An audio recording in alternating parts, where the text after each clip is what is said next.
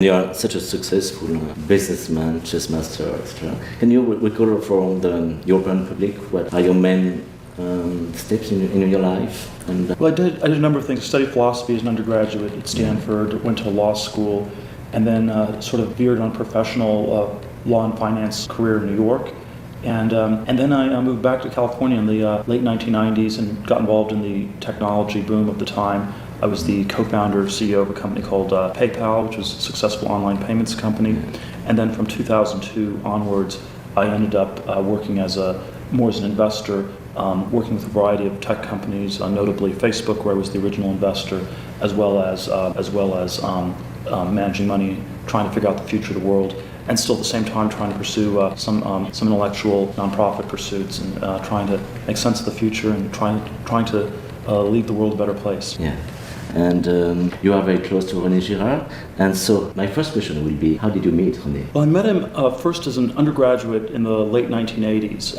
When I was studying philosophy at Stanford. It was very much, I think, out of temper with the times, and so it had sort of a natural appeal to a somewhat rebellious undergraduate. Oh yeah, you thought you were rebellious undergraduate? Yeah. Well, I think there was certainly a conformity of ideas that one has probably in most times, in most places, and there was certainly a sense in which it presented this very different critique, both of the modern world, of Christianity, of thinking about a number of different topics. Imitation is this important and drives this many different things, and I found that it was one of these ideas that took a while to sink in, but as I thought about it more over a period of several years, it struck me as being incredibly powerful, describing both things that I thought were true of my own experience, as well as making sense of a lot of aspects of the world outside of that. Yeah, and so, but how mimetic theory has influenced your business in a way, your way to see the world and to do business? Well, I think it has influenced it very powerfully, although it's always sort of a very particular context. I'll give you 2 or 3 examples of how it has influenced me. I think one piece that's very important as both an entrepreneur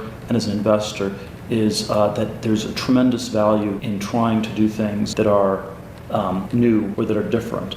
And so thinking about how disturbingly herd-like people become in so many different contexts is something that mimetic theory forces you.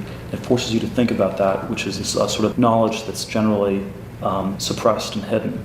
And so you will be, as an investor entrepreneur, I've always tried to be contrarian, to go against the crowd, to identify opportunities that in places where people were not looking. And I think that those are the places one finds the greatest opportunities, whether it's in starting companies or in making investments. On the level of managing a business, one of the ways in which it's influenced me a great deal is thinking about how to avoid conflict within a business, and how so the standard account of conflict is that it arises when people fight about differences, whereas in mimetic theory, conflict arises when people fight about the same thing.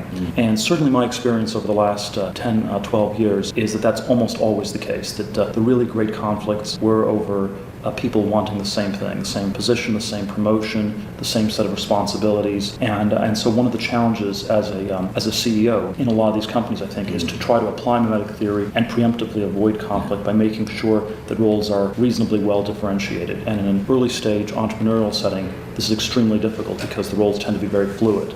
And so there's sort of a tremendous possibility for mimetic conflict, and there's tremendous value in avoiding it. And most of these companies, whether they succeed or fail, is often driven by internal dynamics, not by external ones. It is whether the people are able to work together well enough to create a new product or build a new technology, rather than the sort of external competitive landscape, which is the way the conventional business world describes companies. And what should be the ethic in business using mimetic theory? What would be the special ethic when you are so much involved in the process of making a better world?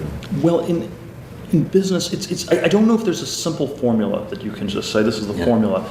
I do think that there's an incredible importance on avoiding certain types of conflict, and that there are ways in which there are a lot of conflicts that spiral in very, very bad directions, and I think they're counterproductive both in a business context, in a personal context, in a political context, and I think that's probably the piece that I find most compelling. But then also probably understanding what healthy relationships look like, where you're mentoring somebody in a way that's constructive, where there's no rivalry, or and figuring out a good way to sort of collaborate with people and trying to avoid the bad aspects of mimesis while keeping the good. I mean, there's always obviously a very important question: how much theoretical knowledge translates into practical knowledge. So you could have people who know that in theory eating lots of donuts is bad for you, but they still eat donuts or something like that. So there are all sorts of ways in which it doesn't translate. But I do think there's some way that it translates. It's very how should I put it? It's very imprecise how that happens. But I do think, obviously, there's a general sense where scapegoating only works if you do not know who the scapegoat is. And so, as the mechanism gets better understood, I think it will become harder to do. Now, it may simply manifest itself in other new ways, which may be better or worse. But I do think there's a hope that as these mechanisms are understood, it will stop happening.